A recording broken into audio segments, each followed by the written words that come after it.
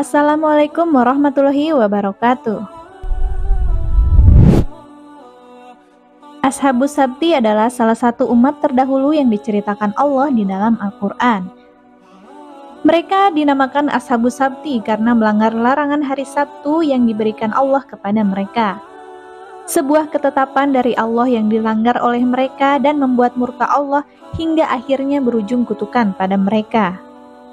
Kisah Ashabus Sabti dalam Al-Quran terdapat dalam surah Al-Baqarah ayat 65 dan surah Al-A'raf ayat 163 sampai 166. Mereka ini adalah salah satu umat terdahulu yang Allah jadikan contoh kepada umat yang datang kemudian agar memetik pelajaran.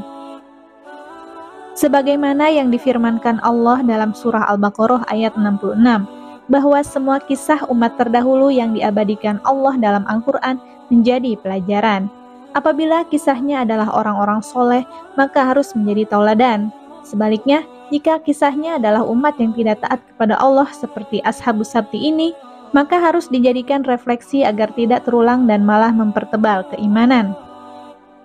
Menurut ungkapan Al-Mahali dan As-Suyuti dalam tafsir Jalalain, Ashabus Sabti ini adalah kaum Bani Israel yang tinggal di pinggir Laut Kazlum, Laut Merah, yaitu kota Ailah. Keterangan bahwa Ashabus Sabti adalah kaum Bani Israel ini senada dengan penjelasan Ibnu Katsir dalam tafsir Al-Quran Al-Adim mengenai asbabun nuzul surah Al-A'raf ayat 163. Ibnu Katsir menyatakan bahwa ayat tersebut ditunjukkan kepada kaum Yahudi yang tidak mau beriman kepada Rasulullah SAW. Dalam ayat tersebut, Allah meminta Rasulullah SAW untuk menanyakan kepada kaum Yahudi perihal leluhurnya yang diazabnya karena melanggar aturan. Jika dirunut sejarahnya, cara beribadah umat terdahulu berbeda dengan umat yang sekarang. Perbedaan ini meliputi tata cara dan waktu pelaksanaan. Pada zaman Ashabus Sabti, ketetapan ibadah yang diberikan Allah adalah 1 minggu sekali, yaitu pada hari Sabtu. Pengkhususan hari Sabtu untuk beribadah kepada Allah ini mempunyai implikasi terhadap larangan Allah kepada mereka untuk mencari ikan sebagaimana yang termaktub dalam surah Al-A'raf ayat 163.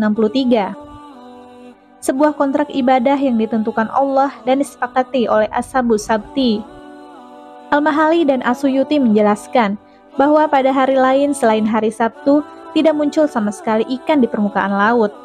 Sebaliknya pada hari Sabtu, di mana mereka terikat kontrak ibadah, malah banyak sekali ikan yang bermunculan. Kemunculan ikan-ikan di hari Sabtu ini memang disengaja Allah sebagai ujian bagi mereka. Bagaimana ketaatan mereka kepada Allah serta keseriusan kesepakatan mereka kepada Allah? Apakah mereka akan taat ataukah melanggar? Karena ketika suatu kaum lulus ujian, mereka akan naik kelas dan mendapat rahmat dari Allah. Namun, apabila mereka terlena dan terbuai oleh kenikmatan sesaat, mereka tidak naik kelas dan menjadi umat buruk yang diazab oleh Allah.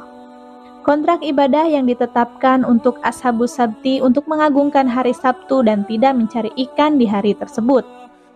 Menurut penuturan Ibnu Katsir, pada mulanya mereka mentaati aturan tersebut.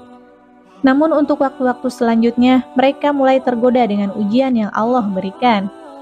Karena ikan yang muncul di hari Sabat sangat banyak, mereka memasang jala di hari Jumat dan mengambilnya di hari Minggu. Sedangkan pada hari Sabtu mereka tetap beribadah. Jelas saja, ikan yang mereka dapatkan sangat banyak, namun mereka tidak sadar bahwa perbuatan mereka tersebut mempermainkan Allah. Meskipun mereka tidak mencari ikan di hari Sabtu dan tetap beribadah, tetap saja perbuatan mereka melanggar aturan dan membuat siasat tipu daya terhadap Allah. Dalam surah Al-A'raf ayat 164 dijelaskan mengenai sekelompok Yahudi yang acuh dan Yahudi yang mengingatkan akan pelanggaran teman-temannya, Ashabus Sabti. Ibnu Katsir menafsirkan ayat ini bahwa dalam kisah Ashabus Sabti terdapat 3 kategori golongan. Golongan pertama yaitu mereka yang melanggar aturan hari Sabat seperti yang telah diceritakan dalam surah Al-A'raf ayat 163. Golongan yang kedua adalah mereka yang berusaha mengingatkan teman-temannya yang melanggar, yaitu golongan pertama tadi. Golongan yang terakhir adalah mereka yang acuh kepada mereka yang melanggar. Seperti yang diceritakan dalam surah Al-A'raf ayat 164, bahwa golongan ketiga tersebut malah bertanya kepada golongan kedua, "Mengapa kamu menasehati orang-orang yang akan dibinasakan oleh Allah dan disiksa berat?" Namun golongan kedua menjawab, "Kami lakukan itu sebagai usaha permohonan ampun kepada Tuhanmu dengan harapan mereka kembali bertakwa." Balasan Allah pun akhirnya datang. Sebagaimana yang difirmankannya dalam surah Al-A'raf ayat 165, Allah menyelamatkan kelompok yang mencegah pelanggaran tersebut dan menyiksa mereka yang melakukan pelanggaran. Merujuk keterangan Ibnu Katsir, kelompok terakhir yang mengacuhkan pelanggaran tersebut tidak dijelaskan Allah mengenai balasan untuk mereka.